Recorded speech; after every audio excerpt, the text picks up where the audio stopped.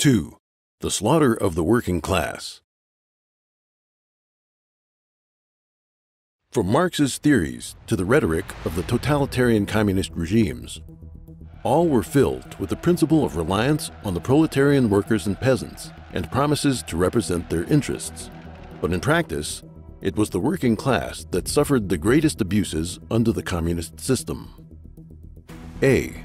Suppressing the Soviet workers and peasants. In 1918, after Lenin illegally disbanded the Constituent Assembly, it was the workers who were the first to resist the communist dictatorship.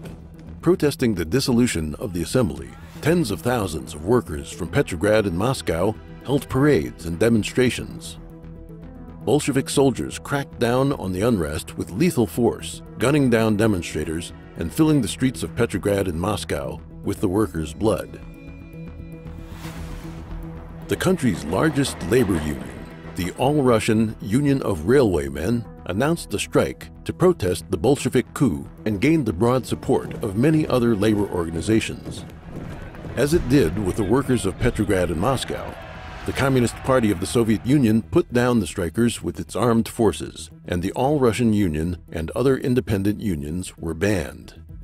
Remaining labor organizations were gradually forced under the control of the Communist Party of the Soviet Union. In the spring of 1919, starving workers in cities across Russia went on strike several times to demand the same rations as Red Army soldiers, the rights to free speech and democratic elections, and the abolition of political privileges afforded to the communists. All these movements were handled by the Cheka secret police, who jailed or shot the strikers. In the summer of 1918, Russia faced a massive food shortage due to the ongoing civil war. In June, with the country on the verge of famine, Lenin dispatched Joseph Stalin to Tsaritsyn to seize grain from the Volga Basin, traditionally a breadbasket of Russian agriculture. The tyranny of the Communist Party of the Soviet Union invited resistance from the peasants.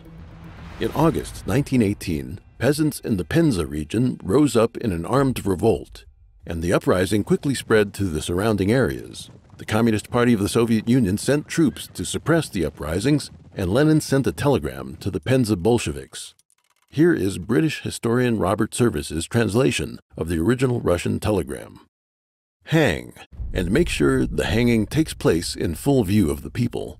No fewer than 100 known landlords, rich men, bloodsuckers. Publish their names. Seize all their grain from them.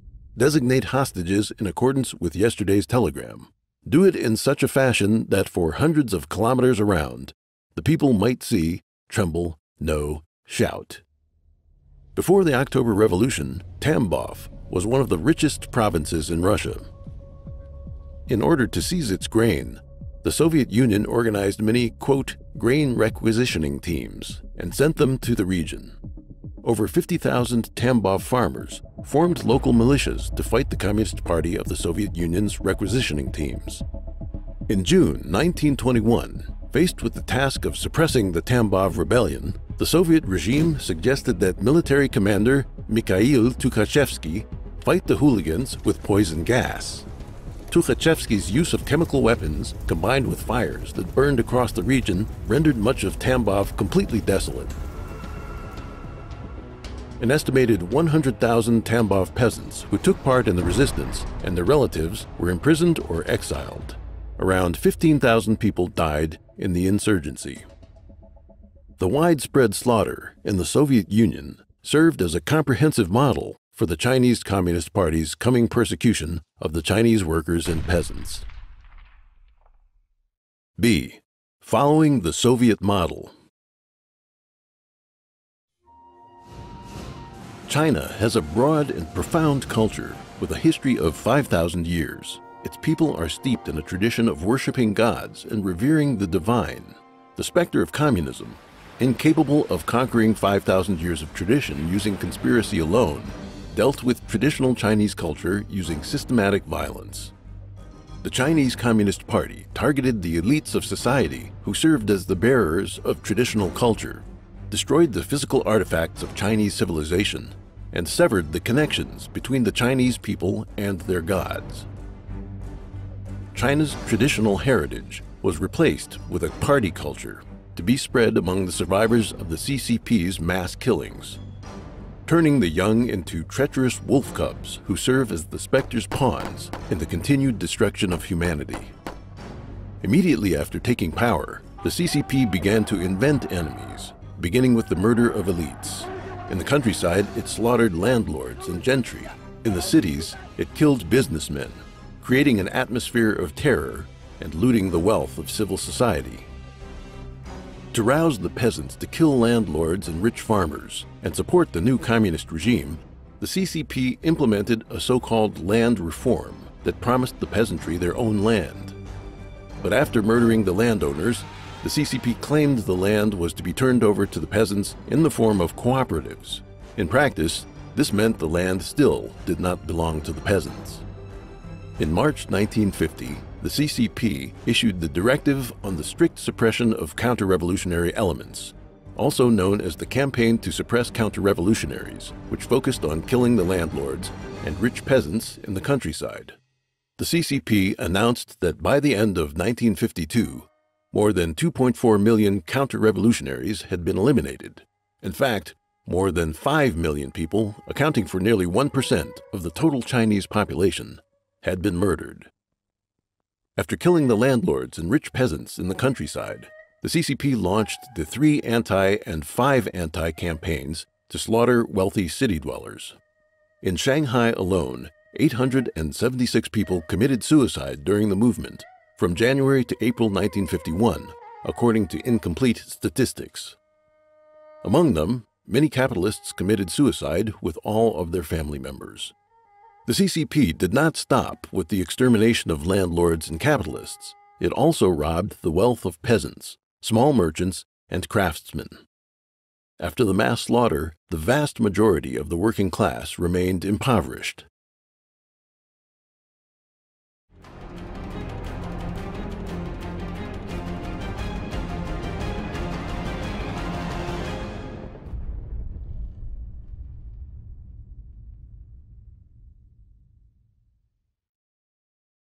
Three, the absolute brutality of the Communist Party. A. Atrocities of Soviet communism. The gulags, inspiration for Hitler's death camps. On September 5, 1918, Lenin ordered the establishment of the first Soviet concentration camp on the Solovetsky Islands for the incarceration, torture, and slaughter of political prisoners and dissidents who opposed the October Revolution. The Communist Party of the Soviet Union followed this up with a constellation of concentration camps across the Soviet Union, the notorious Gulag labor camps of the Stalinist era. The Gulag system, the term Gulag being an abbreviation in Russian for the main administration of corrective labor camps and settlements, grew to a monstrous scale under the leadership of Stalin as the Communist Party of the Soviet Union intensified its political terror and carried out even greater purges. By the time of Stalin's death in 1953, there were 170 Gulag administrations containing over 30,000 individual camps scattered across the Soviet Union, in what Alexander Solzhenitsyn would famously describe as the Gulag Archipelago in his book by the same name. In his documentary work, Solzhenitsyn listed 31 different methods that the Soviet secret police used to exhaust their prisoners' strength and force them to confess to any crime. Those sent to the Gulag suffered from a constant shortage of food and clothing while being forced to perform heavy labor 12 to 16 hours a day in the freezing cold of Russian winters. The death toll was enormous. Many people were imprisoned along with their entire families, with husbands incarcerated and wives exiled. Not even the elderly, some already in their 80s, were spared. The condemned ranged from high-ranking party elites, state leaders, and military commanders, down to completely ordinary citizens from every walk of life, including religious believers, engineers, technicians, doctors, students, professors, factory workers, and peasants. It is common for people to believe that concentration camps were a Nazi creation, but in reality, the Soviet Gulag system was the precursor to similar forms of repression around the world in both communist and non-communist regimes. According to former Soviet military intelligence officer and popular historian Viktor Suvorov, before World War II, Hitler sent Gestapo officers to Russia to tour and study the experiences accumulated by the Soviets in building the Gulag. According to conservative estimates, over 500,000 prisoners perished in the Gulag system between 1930 and 1940, during the years of Stalin's pre-war terror. The system was disbanded in 1960. In 2013, a website of the Russian state media reported that more than 15 million people had been sentenced and imprisoned in the Gulag labor camps, and more than 1.5 million had died. Killing by famine. Communist regimes often killed people through famine. Between 1932 and 1933, the Ukrainian region suffered from a genocidal mass starvation, known as the Holodomor, caused by the Soviet regime. After the Civil War, the Communist Party of the Soviet Union's forced collective farming met with widespread resistance from the Ukrainian peasantry. To deal with this, the Soviet regime classified a majority of skilled farmers as kulaks and exiled them to Western Siberia and the republics of Central Asia. The removal of the kulaks was a huge loss to Ukrainian agriculture, and in 1932, production plummeted. In the winter of 1932 to 1933, the Soviet government cut off food supplies to Ukraine and set up security fences along the borders of the republic. At first, Ukrainians survived on the stored vegetables and potatoes in their homes, but these were soon requisitioned by party authorities. A large number of farmers starved to death. In desperation, people turned to eating the dug-up carcasses of cats, dogs, and livestock, and even cannibalism. The authorities prevented villagers from traveling to the cities in search of food. Many people starved to death as they walked along the railways. The Holodomor famine turned more than 1 million Ukrainian children into orphans. Many of them became homeless and had no choice but to beg for food in the cities. To eliminate this embarrassment, Stalin signed orders authorizing police to shoot children as young as 12. Estimates of the death toll during the Holodomor range from about 2.5 million to 4.8 million. During the famine, bodies of the victims could be seen all over the streets of Kharkov, the Ukrainian capital.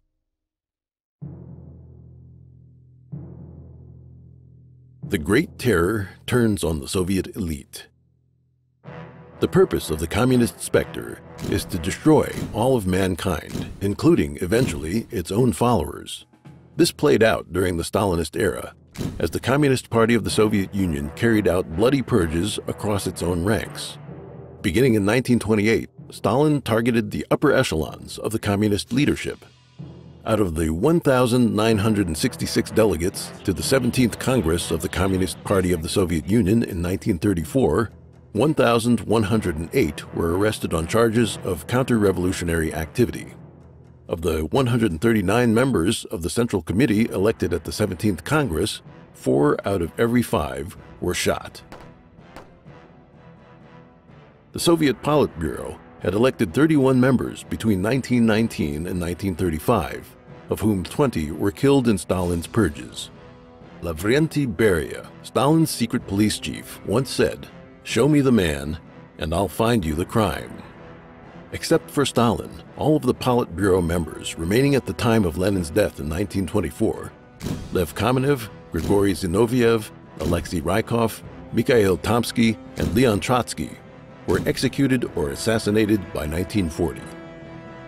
No section of society was spared in the Great Terror. Repression in the religious, scientific, educational, academic, and artistic fields preceded the purges that gutted the military and political elite.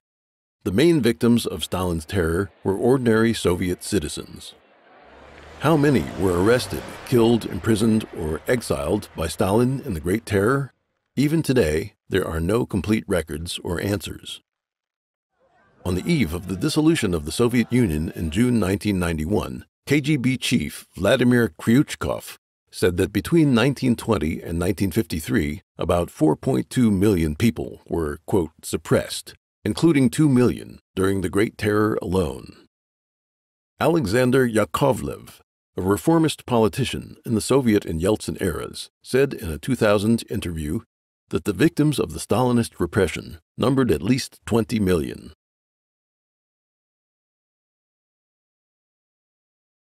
B. Atrocities of the Chinese Communist Party. From 1949, the year the Chinese Communist Party, or CCP, regime was established, to 1966, tens of millions of Chinese lost their lives in the campaign to suppress counter-revolutionaries, the 3 anti- and 5 anti-campaigns, the anti-rightist campaign, and the Great Famine caused by the Great Leap Forward. This period was followed by bloody struggles within the CCP. As a new generation of Chinese, raised to be atheist wolf cubs, indoctrinated in the education and party culture of communism, came of age, the communist spectre launched a campaign of even more rampant killing and destruction to wipe out 5,000 years worth of traditional Chinese culture. The Great Chinese Famine. Between 1959 and 1962, China experienced the world's deadliest famine. To deceive the world, the CCP still claims it was, quote, 3 years of natural disasters. In fact, in 1958, the CCP had rashly begun the People's Commune movement and the Great Leap Forward campaign. These wild schemes, which depleted grain stocks and decimated Chinese agricultural production, were supported by a deluge of false reports written by officials across all levels of leadership, from rural regions to the cities. The CCP used these reports as justification for collecting grain from the peasants, who were forced to turn in their food, seeds, and animal feed to the regime. The CCP's administrative organs at all levels sent teams to the countryside. They used torture and interrogations to squeeze the last morsels of food from the doomed peasants. Following the example set by the Soviet communists, the CCP prevented villagers from entering cities in search of food, causing the mass death of families and even whole villages. Cannibalism was widespread, and the corpses of famine victims littered the countryside. When peasants were caught stealing to survive, they were killed. The grain seized by the government was traded for large amounts of Soviet weaponry, or for gold that the CCP used to pay off debts, as it turned a blind eye to the loss of Chinese lives. In just 3 years, the Great Chinese Famine had wiped out tens of millions of people. The Cultural Revolution's fanatical slaughter and cultural genocide. On May 16, 1996, the CCP published the Notice of the Central Committee of the Chinese Communist Party, which marked the beginning of the Cultural Revolution. In August, with the children of high-ranking CCP cadres leading the way, students from secondary schools in Beijing formed a band of Red Guards. The mob went on a rampage across Beijing in a frenzy of ransacking, assault, and killing. By the end of the month, known as Red August, thousands of people in Beijing had been murdered. In the Beijing district of Daxing, 325 people were killed in 6 days, between August 27th and September 1st, across 48 production brigades of 13 people's communes. The dead varied in age from just 38 days to 80 years, and 22 families were wiped out completely.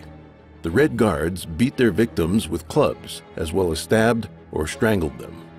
They killed infants and toddlers by stepping on one leg and tearing the child in two. As the specter of communism directed people to beat and kill, it erased their human compassion, brainwashing them with the slogan of, quote, treating the enemy with the numb cruelty of the harsh winter. With every crime against humanity, the CCP displaced the traditional culture and moral virtue of the Chinese. Poisoned by party culture, many people became tools of murder. When most people see or learn about the bloodthirsty deeds of the totalitarian communist state, they are at a complete loss as to how anyone could descend into such inhuman barbarism. The truth behind this is that they were possessed by rotten demons and degenerate spirits controlled by the communist specter. Estimating the ravages of the Cultural Revolution is a daunting task. Most studies suggest a minimum death toll of 2 million. R.J. Rummel, an American professor who has researched mass killing, wrote in his book China's Bloody Century, that the Cultural Revolution claimed the lives of 7.73 million people. Dong Baoshun, an associate professor of China's Shandong University, and Ding Longjia, deputy director of the Shandong Party History Research Office, co-authored a 1997 book titled Exonerate the Innocent, Rehabilitate the Wrongly Accused and Sentenced. It quoted Ye Jianying, the vice president of the CCP Central Committee, as making the following statements during the closing ceremony of the Central Working Conference on December 13, 1978. Quote, 2 years and 7 months of comprehensive investigation by the Central Committee have determined that 20 million people died in the Cultural Revolution. Over 100 million suffered political persecution, and 800 billion yuan were wasted. According to the selected works of Deng Xiaoping from August 21st to 23rd, 1980, CCP leader Deng Xiaoping gave 2 interviews with Italian journalist Oriana Fallaci in the Great Hall of the People. Fallaci asked, quote, "How many people died in the Cultural Revolution?" Deng replied, quote, "How many people really died in the Cultural Revolution? The figure is astronomical and can never be estimated." Deng described a typical case. Kang Sheng, the head of the CCP's secret police, accused the party secretary of Yunnan province, Zhao Jianmin, of treason and of being an agent of the Kuomintang. Not only was Zhao imprisoned, but his downfall also impacted 1.38 million people throughout the province, of whom 17,000 were persecuted to death and 60,000 were beaten to the point of disability.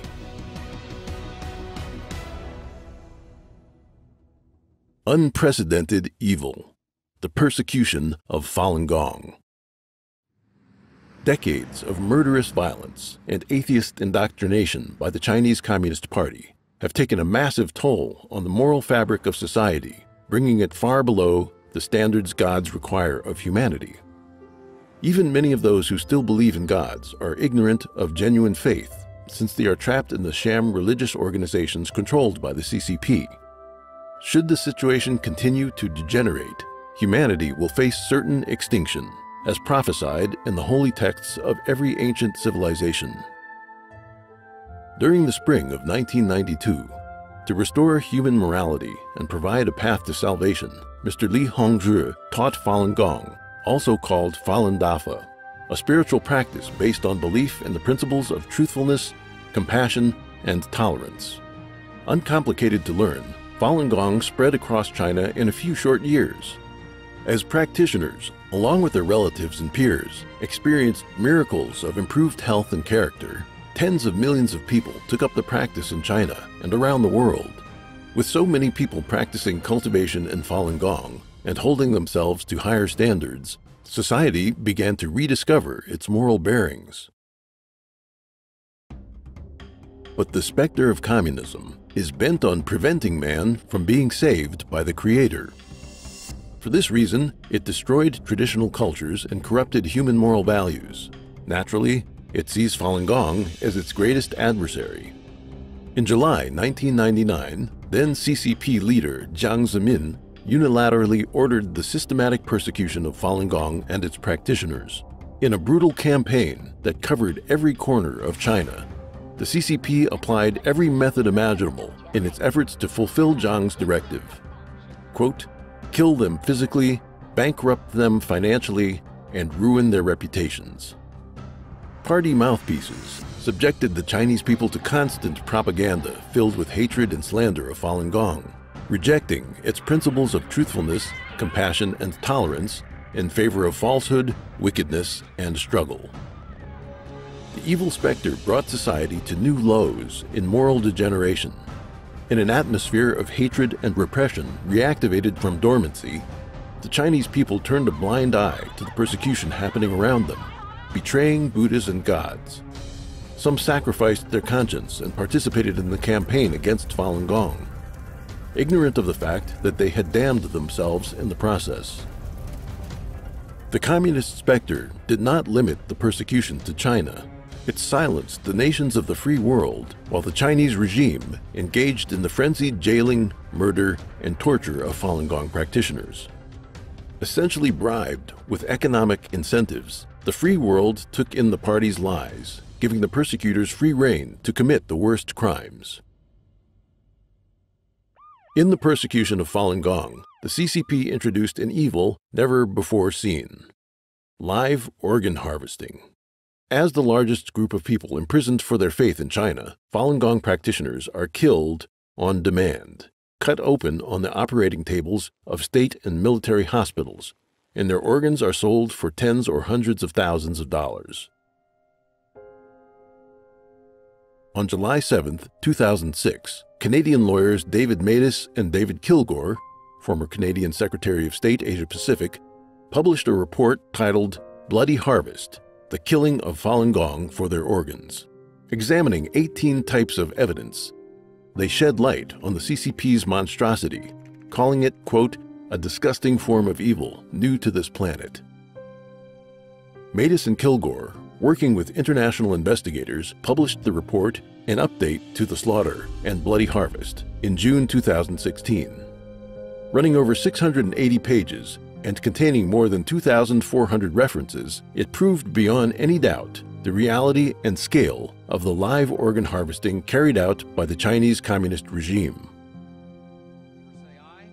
On June 13, 2016, the U.S. House of Representatives unanimously passed Resolution 343, demanding the CCP bring an immediate end to the forced organ harvesting of Falun Gong practitioners and other prisoners of conscience. The lucrative organ transplant business sustained support for the persecution of Falun Gong and attracted clients from China and around the world, making them part of the CCP's mass murder.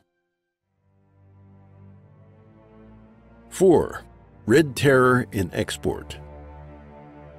The introduction to the Black Book of Communism provides a rough estimate of the death tolls of communist regimes around the world. It verified a figure of 94 million, including the following: 20 million in the Soviet Union, 65 million in China, 1 million in Vietnam, 2 million in North Korea, 2 million in Cambodia, 1 million in Eastern Europe, 150,000 in Latin America, mainly Cuba, 1.7 million in Ethiopia, 1.5 million in Afghanistan, 10,000 due to, quote, the international communist movement and communist parties not in power. Apart from Russia and China, lesser communist regimes have shown themselves no less willing to engage in absolute evil. The Cambodian genocide is the most extreme mass murder carried out by a communist government. According to various estimates, the number of Cambodians killed by Pol Pot's Khmer Rouge regime ranges from 1.4 million to 2.2 million, up to one-third of Cambodia's population at the time. Between 1948 and 1987, the North Korean communists killed more than 1 million of their own people through forced labor, executions, and internment in concentration camps. In the 1990s, famine killed between 240,000 and 420,000 people. In total, 600,000 to 800,000 North Koreans are thought to have died unnatural deaths between 1993 and 2008. After Kim Jong-un came to power, he committed more overt murders, with the victims including high-ranking officials and his own relatives. Kim has also threatened the world with nuclear war. In just 1 century, since the rise of the first communist regime in Russia, the evil specter of communism has murdered more people in the nations under its rule than the combined death toll of both world wars. The history of communism is a history of murder, and every page is written in the blood of its victims.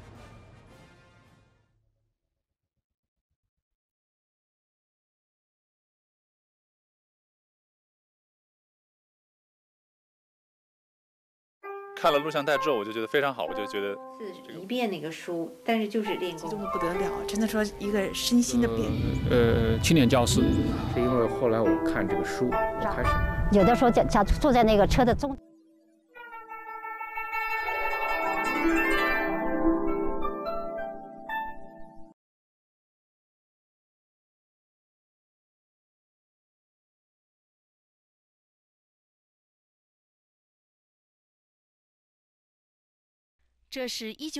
Voici une photo de Monsieur Yu en 1998 à National Square, Washington, D.C., pendant les premières chutes de neige de l'hiver.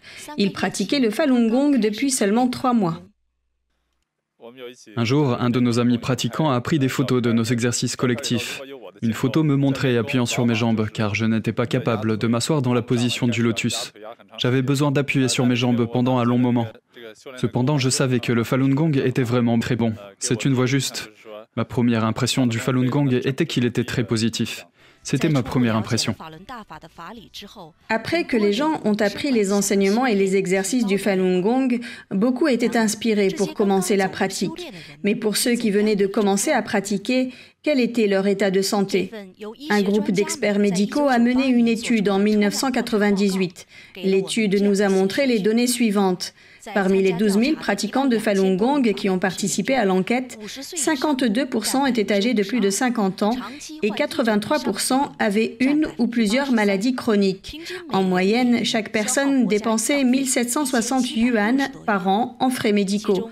Beaucoup avaient des antécédents de maladies récurrentes qui n'étaient pas guérissables par les médecins. C'est ce qui les a amenés au Falun Gong. J'avais 7 types de maladies. Une maladie coronarienne, une tumeur cérébrale causant un apport sanguin insuffisant, cataracte, syndrome de Ménière et un disque vertébral bombé de la 2e à la 4e vertèbre cervicale.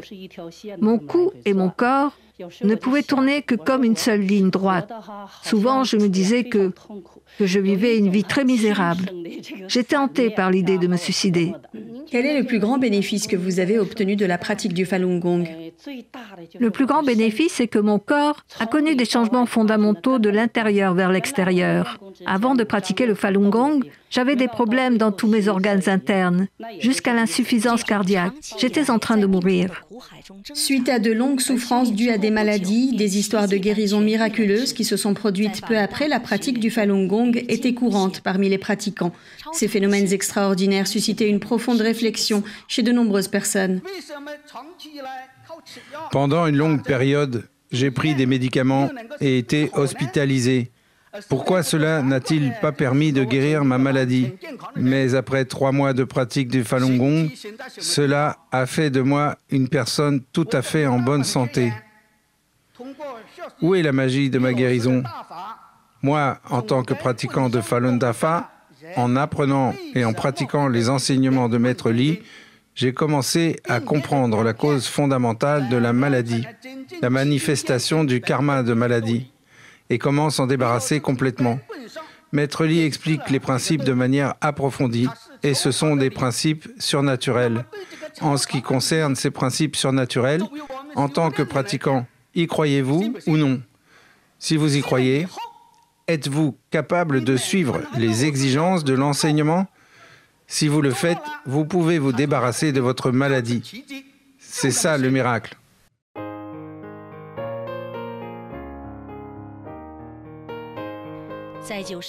Dans les années 1990, il était courant de voir des pratiquants de Falun Gong s'exercer en plein air malgré les conditions climatiques extrêmes. Leur groupe d'exercice dans de nombreux lieux publics formait une scène unique au petit matin.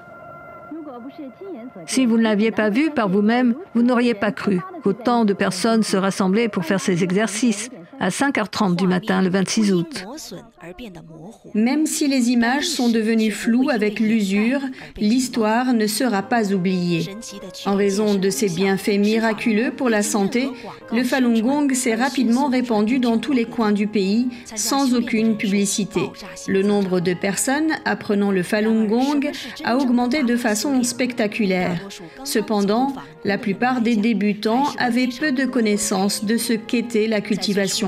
Dans les premiers jours, la plupart de leur compréhension était de faire les exercices avec diligence. Je faisais les exercices tous les jours. Au début, je ne pouvais m'asseoir qu'avec une seule jambe croisée pendant 5 minutes. Petit à petit, en persévérant à faire l'exercice tous les jours, je pouvais m'asseoir pendant 15 minutes, puis 30 minutes, et plus tard, plus de 40 minutes. Après avoir lu le livre une première fois, je ne l'ai pas relu. Je me suis contentée des exercices. Concernant cette situation, en décembre 1995, M. Li Hongzhi a écrit « Effectuer un rituel pour me demander comme maître, instruisant les disciples à suivre le fa ». L'article disait « Ceux qui se cultivent réellement sans avoir d'esprit de recherche obtiendront naturellement tous les gongs, tous les fa, tout est dans le livre. La lecture du dafa leur fera naturellement les acquérir. Ceux qui l'apprennent connaîtront un changement naturel et automatique en répétant la lecture, ils seront déjà dans le Tao. » Le livre que M. Li Hongzhi a demandé à ses disciples de lire à plusieurs reprises est ce livre appelé Zhuan Falun. Aujourd'hui, les personnes à l'étranger peuvent acheter des livres sur le Falun Gong en librairie ou par téléphone ou les télécharger gratuitement sur Internet. Ils n'ont aucune idée à quel point il était difficile pour les gens en Chine continentale de posséder un exemplaire d'un livre sur le Falun Gong.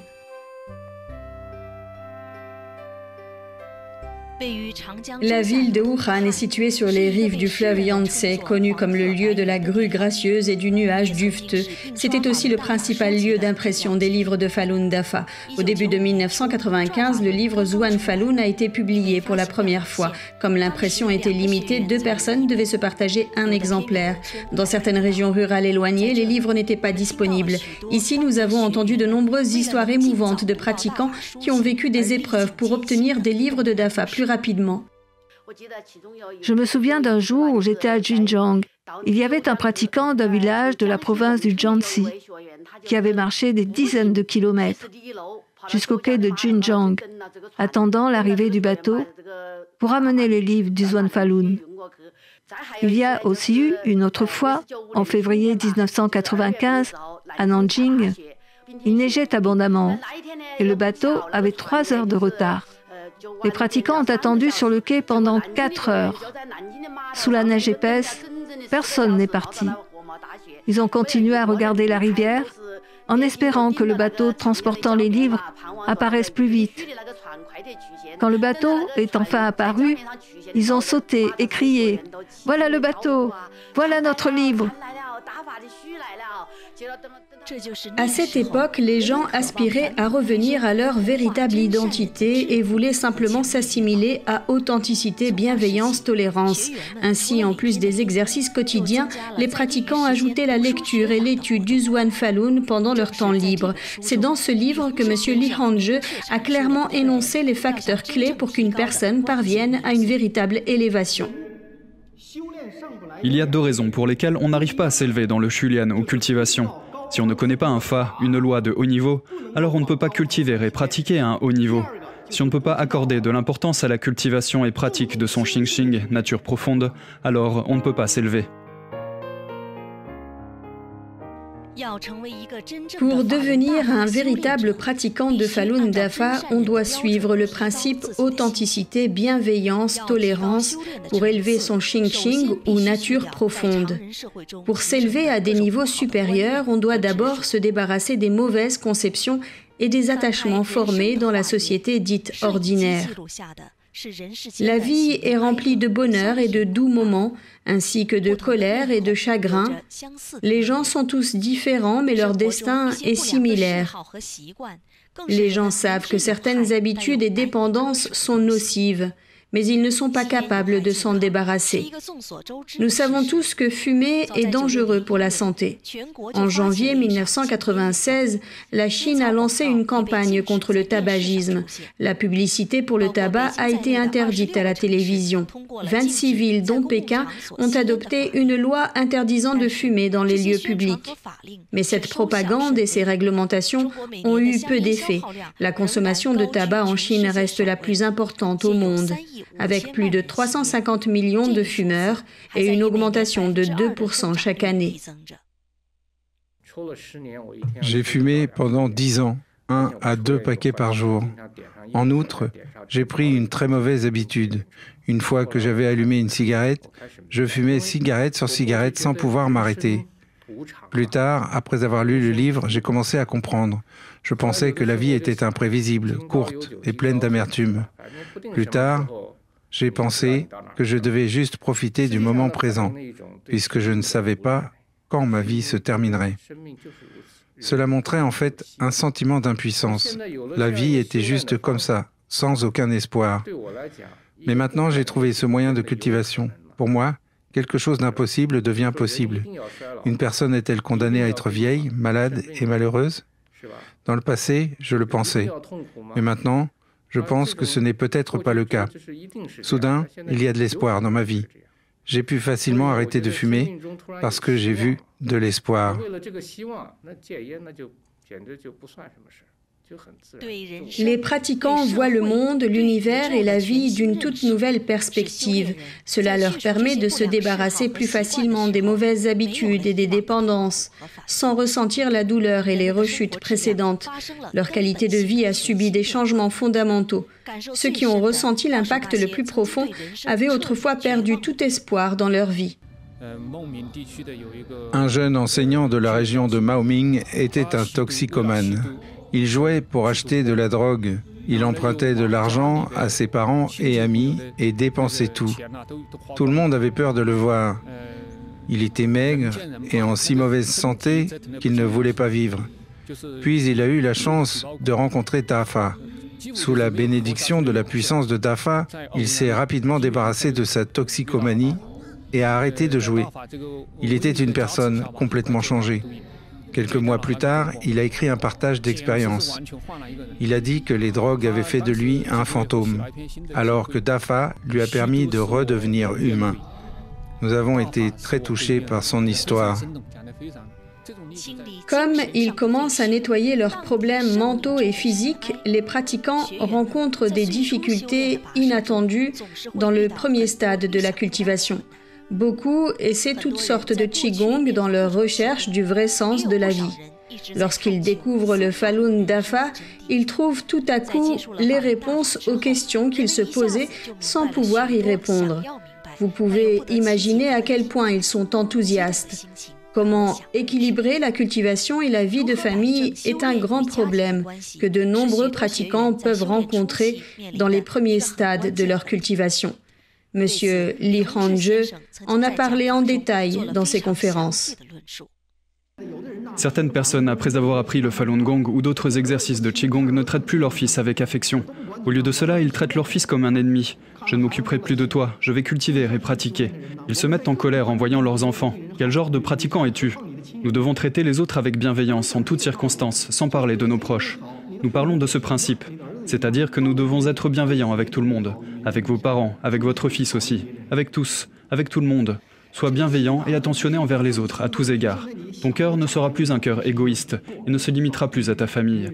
Il sera plus général, s'étendant aux autres, à tout le monde, avec compassion. Le professeur dit de regarder à l'intérieur. Je regarde donc à l'intérieur de moi chaque fois qu'il y a un conflit dans la famille. Je peux trouver mes propres attachements et autres problèmes chaque fois. Ma vie de famille s'améliore de plus en plus. Mon mari m'aide maintenant à faire le travail de Dafa également. Regarder à l'intérieur lorsqu'on rencontre un conflit, se demander d'être une meilleure personne, se demander si l'on peut s'améliorer dans la vie de tous les jours et essayer continuellement de s'élever. Les pratiquants ont découvert que leur mentalité était en train de changer petit à petit. Les pensées et les habitudes auxquelles ils étaient autrefois habitués sont progressivement devenues différentes. En faisant l'expérience de changements personnels intérieurs, ils ont commencé à comprendre la signification profonde de la cultivation dans Dafa. Leur environnement devient plus paisible et plus sain.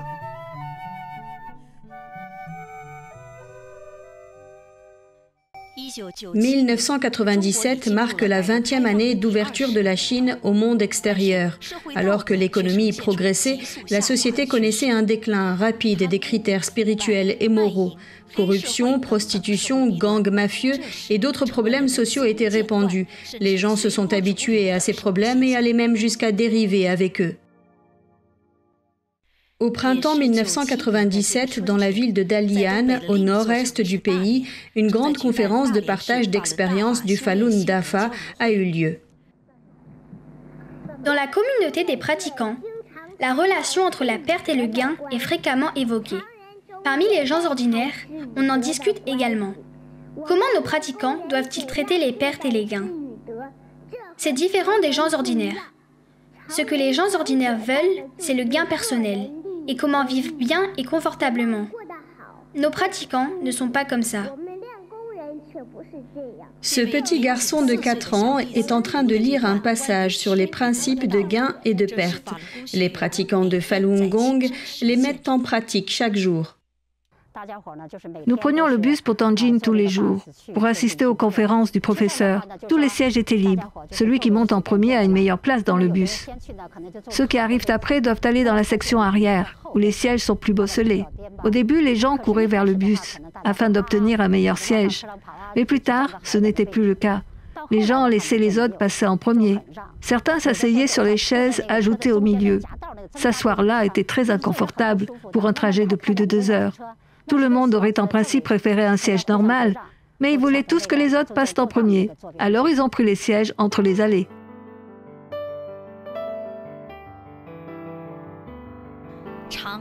Cultivé dans l'égarement, il est difficile pour l'homme ordinaire de connaître l'amertume de la cultivation et pratique. Il prend la lutte et la compétition pour du bonheur. Cultivé jusqu'à ne pas laisser un seul attachement. L'amertume passe, la douceur arrive, c'est le bonheur véritable. Élever sa nature profonde, Xing, dans l'environnement le plus complexe, parmi le groupe de personnes le plus complexe, c'est l'expérience des pratiquants de Falun Gong en pratiquant cette grande méthode de cultivation. Le village de Luwu, près du district de Zijing, dans la province de Guangdong, est bien connu pour ses larcins. En raison de son bon environnement agricole naturel, le gouvernement local a construit un verger de 99 acres près du village. De façon inattendue, les villageois ont pris le verger comme une source d'argent facile. Quand la saison des récoltes est arrivée, presque toutes les familles sont sorties pour voler les fruits et vendre leur butin sur le marché. Ce problème est devenu le plus gros casse-tête pour les autorités locales. Chaque année, d'importantes ressources étaient dépensées pour protéger le verger. Certains voleurs arrêtés ont même dû défiler publiquement. Malgré cela, les villageois n'arrêtaient pas de voler. Au début de l'année 1998, le Falun Gong s'est répandu dans ce petit village. Sur les 300 villageois, plus de 80 participaient aux études et aux exercices collectifs chaque jour, et ils n'ont plus volé depuis lors. Sous l'influence de ces villageois, les habitudes de vol de tout le village ont complètement cessé. Au cours de l'hiver de cette année-là, les pratiquants représentant le village ont rejoint la conférence de partage d'expériences de cultivation de Falun Dafa du Guangzhou. Ils ont partagé leurs histoires. Auparavant, je ne connaissais pas ce principe, et je pensais que prendre la propriété publique était justifié. Si je ne vole pas, d'autres le feront. Maintenant, je comprends le principe pas de perte, pas de gain. Pour gagner, il faut perdre. Je connais aussi le principe selon lequel les personnes qui font de mauvaises actions obtiennent une substance noire, le karma, et en retour perdent leur précieuse vertu, le te. Un fonctionnaire du gouvernement du canton de Linjiang, profondément touché, a dit « Votre Falun Gong est si bon » et a joué un rôle que même la loi ne pouvait pas faire respecter. Je veux acheter un exemplaire de votre livre pour le lire. Le changement qui s'est produit dans le village de Luwu n'est qu'un aperçu du grand impact que le Falun Dafa a eu sur la société chinoise à cette époque. On disait parmi les pratiquants, faites tout selon les exigences du Xing de Dafa. Si ce sont des fonctionnaires du gouvernement, ils doivent être des fonctionnaires travailleurs et honnêtes. Si ce sont des ouvriers, ils doivent être des travailleurs disciplinés. Si ce sont des citoyens ordinaires, ils doivent être des personnes qui sont bonnes pour les autres. Monsieur Li a expliqué le sens profond de ce qui suit quand il est venu pour la première fois enseigner la pratique. C'est ainsi que sont nos élèves après avoir appris notre méthode. Je dis que notre méthode peut avoir cet effet en ce qui concerne la société, de promouvoir une civilisation spirituelle dans la société. Comme nous cultivons et pratiquons dans un fa juste, nous demandons à chacun d'élever son Xing. Quand tout le monde commence à faire de même, on arrive nécessairement à ce genre de résultat. Quand j'ai lu le livre, j'ai senti qu'il avait touché mon cœur. Pourquoi? Parce qu'il nous apprend à être quelqu'un qui considère les autres en premier, à être désintéressé et à s'investir à fond pour les autres. Il établit également un critère moral très strict appelé authenticité, bienveillance, tolérance. Vous devez cultiver votre cœur en conséquence. Une fois que vous commencez à le cultiver, tout votre cœur se détend et est capable de lâcher prise sur n'importe quoi. Par exemple, il est courant pour les intellectuels d'être attachés à la gloire et à l'intérêt personnel. Ils sont souvent en compétition et se battent pour obtenir une promotion. Ils sont tous comme ça. Après avoir commencé à prendre ce livre, je suis capable de me défaire de tous ces attachements. On dit qu'on prend du poids quand on est détendu. J'ai pris plus de 10 kilos.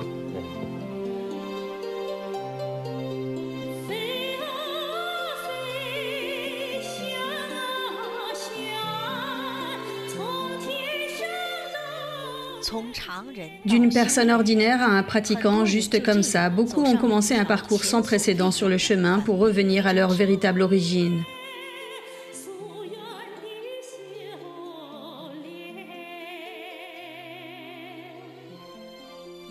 En 1998, on voyait des pratiquants de Falun Gong partout, dans le nord-est, dans le sud et dans le nord-ouest, à la ville et à la campagne. Ils venaient de la société avec un xing-xing élevé. Ils ont joué un très grand rôle pour la stabilité de la société et ont élevé le niveau moral de la société.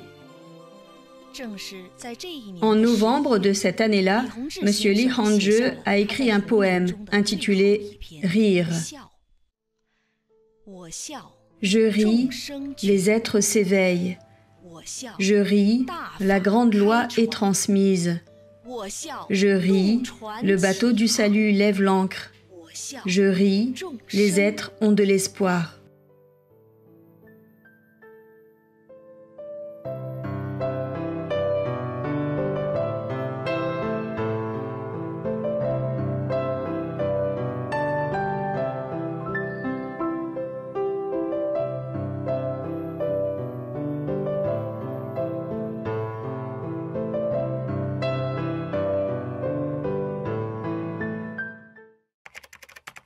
Qu'est-il arrivé à ce monde dans lequel nous vivons? Pourquoi?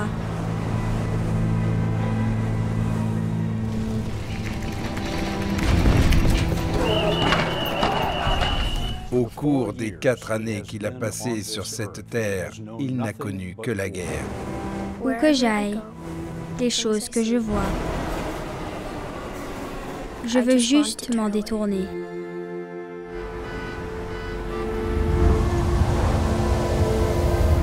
Les rêves que j'ai, les histoires que je pourrais raconter, seront-ils encore possibles? Cette année, plus que jamais, j'ai besoin d'un monde tout neuf, un monde propre.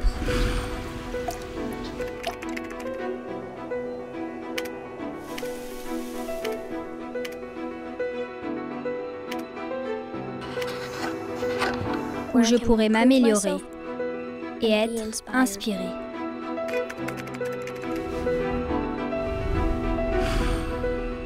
Ma scène peut être partout et n'importe où, mais elle commence ici.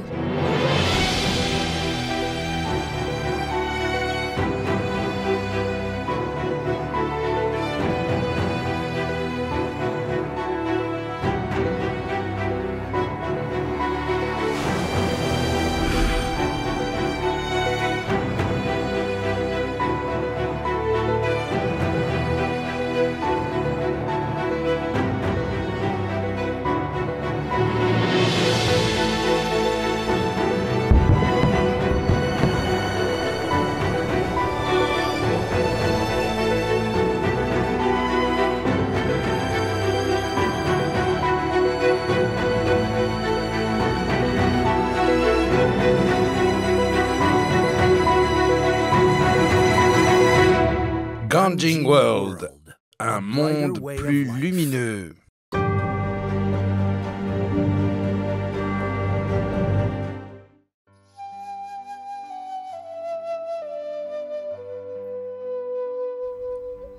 Dans le classique des 3 caractères datant du XIIIe siècle se trouve une anecdote connue par tous les Chinois. Dou Yanshan avait de bonnes méthodes pour éduquer ses enfants. Ses 5 fils ont tous réussi et sont devenus célèbres. Nous allons parler de ce père légendaire, Dou Yanshan. Dou Yanshan a vécu au Xe siècle et ayant atteint la trentaine, il n'avait toujours pas d'enfant. Un jour, son père et son grand-père lui sont apparus en rêve et lui ont dit « Il va falloir que tu rectifies tes comportements.